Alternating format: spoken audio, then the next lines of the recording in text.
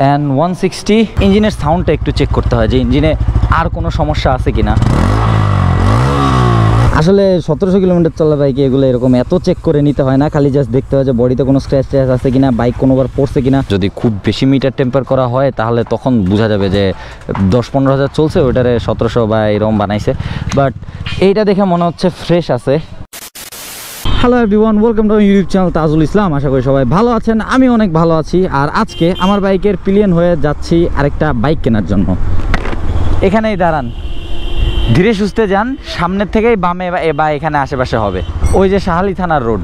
তো ঢাকায় চলে আসছি। ঢাকায় চলে এসে 2 দিনের কোনো ভিডিও করি নাই। রংপুরের ভিডিওগুলো আপনারা দেখতেছেন, রংপুরের ভিডিওগুলোতে আপনাদের রেসপন্স অনেক ভালো লাগতেছে। আর এখন আমরা আপাতত খুঁজতেছি একটা বাইকের দোকান যেটা এখানে আশেপাশে আছে, কিনতে হবে N160। আরে শাহালি থানায় কতগুলা বাইক উল্টা পুল্টা হয়ে পড়ে আছে। হ্যাঁ, ওখানে একটা R15 ভার্সন 1 আছে। আজান দিতেছে, দাঁড়ান আগে দোকানটা খুঁজে নেই, তারপরে বাকি কথা বলি। তো এই হচ্ছে বাইক N160, রেজিস্ট্রেশন করা না তাই না? On test.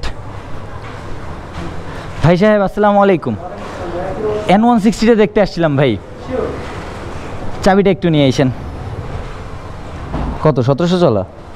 ওকে, শোরুম থেকে একটু বের করে দেখি ভাই আগে। ওকে,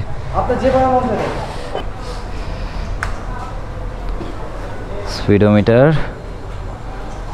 ওডো দেখা যাচ্ছে 1725 কিলোমিটার। যাক ঠিক আছে, আপনি আমারটা চাবি ধরেন।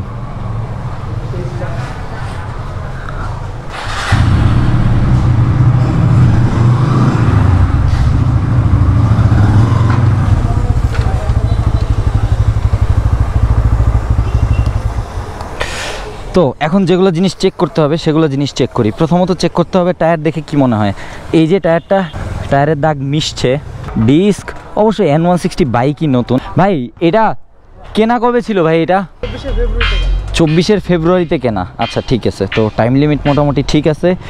ডিস্ক ধরে এখন কিচ্ছু বোঝা যাবে না, কারণ ডিস্ক ক্ষয়ই হয় নাই, মানে ওই যেরকম ড্যামেজ হওয়ার কথা ওরকম কিচ্ছু হয় নাই। ওগুলো মিনিমাম 8-10 হাজার চলার পরে, তারপরে থেকে বোঝা যায়। এরপরে এগুলো সব ঠিক আছে। 1700 কিলোমিটার চলা বাইক, আসলে এগুলো দেখে কিছু বোঝা যাবে না। মানে যদি খুব বেশি মিটার টেম্পার করা হয় তাহলে তখন বোঝা যাবে যে 10-15 হাজার চলছে, ওইটারে 1700 বা এরকম বানাইছে। বাট এইটা দেখে মনে হচ্ছে ফ্রেশ আছে। ভাই একটু চালায় দেখি।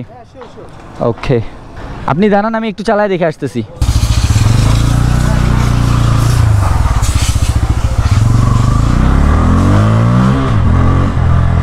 ওকে, ইঞ্জিন পর্যাপ্ত পরিমাণে ফ্রেশ আছে।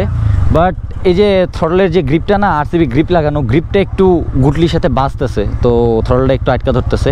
এটা মেজর কোনো সমস্যা না। এখন আমার যেটা দেখতে হবে সেটা হচ্ছে ইঞ্জিন ফ্রেশ আছে কিনা। বাইক কোনো দিকে টানতেছে না, মোটামুটি সবই ঠিক আছে। By the way, used bike কিনতে গেলে কী কী জিনিস দেখতে হয় এটা নিয়ে কিন্তু আপনাদেরকে একটা ভিডিও দিছিলাম। আর এখন বাইকের কাহিনী যেটা হয়েছে, আমার পরিচিত যে কটা দোকান আছে কোনো জায়গায় N160টা ছিল না। পরে সাদিক এটা খুঁজে বের করছে যে এইখানে N160 আছে একটা। পরে আসলাম এই দোকানে, দোকানের নাম হচ্ছে আলাদিন মার্ট। আলাদিন মার্ট না আলাদিন মোটরস, আবার যাই দেখতেছি। এটা হচ্ছে আপনার শাহালি থানার রোডে। এবিএসও ঠিকঠাক মতো কাজ করতেছে।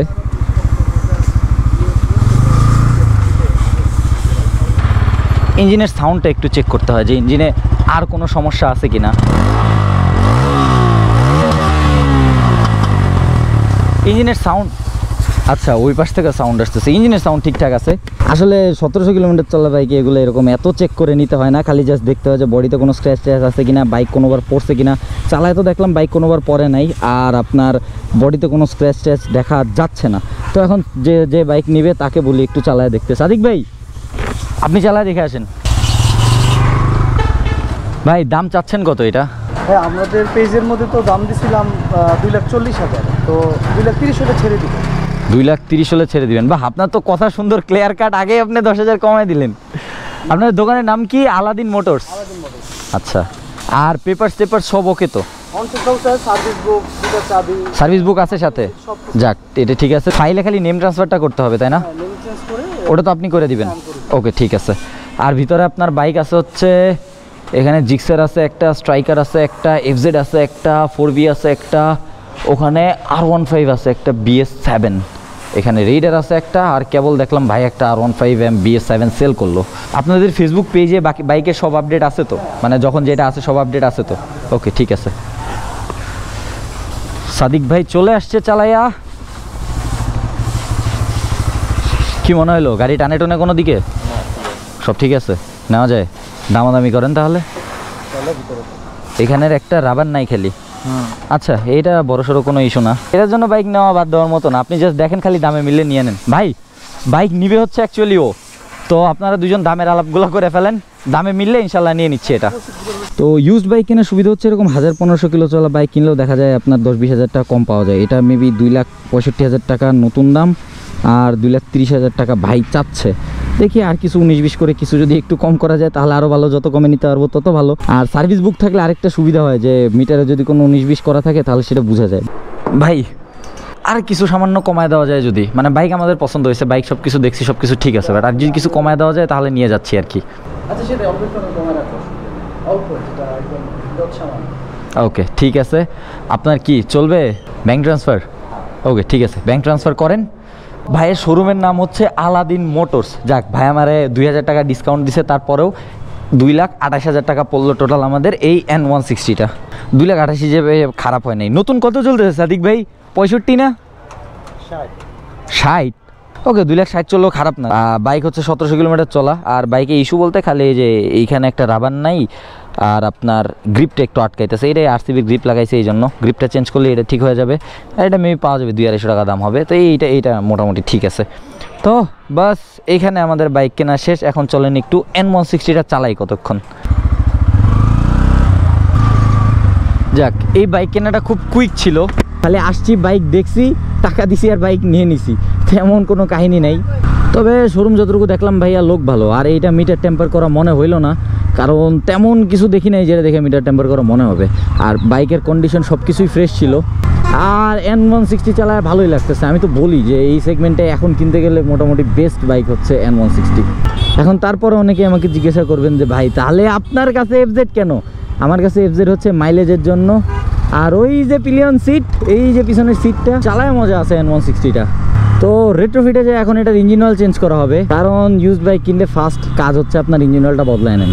তো বাস এখন সাদিককে বাইক দিয়ে দেই। জিতছেন কিন্তু, দেন আমার FZ দিয়ে দেন। তো ব্যাস, আজকে ভিডিওটা চলেন এখানে এন্ড করি। আশেপাশে সবাই বাইক কিনতেছে, আমিও দেখি একটা স্পোর্টস বাইক নেওয়ার চেষ্টা করব আবার FZটা রেখে। আর যদি FZটা রেখে না নিতে পারি তাহলে FZটা সেল করে একটা স্পোর্টস বাইক নিব। দেখি এখন ভবিষ্যতের আলাপ ভবিষ্যতে।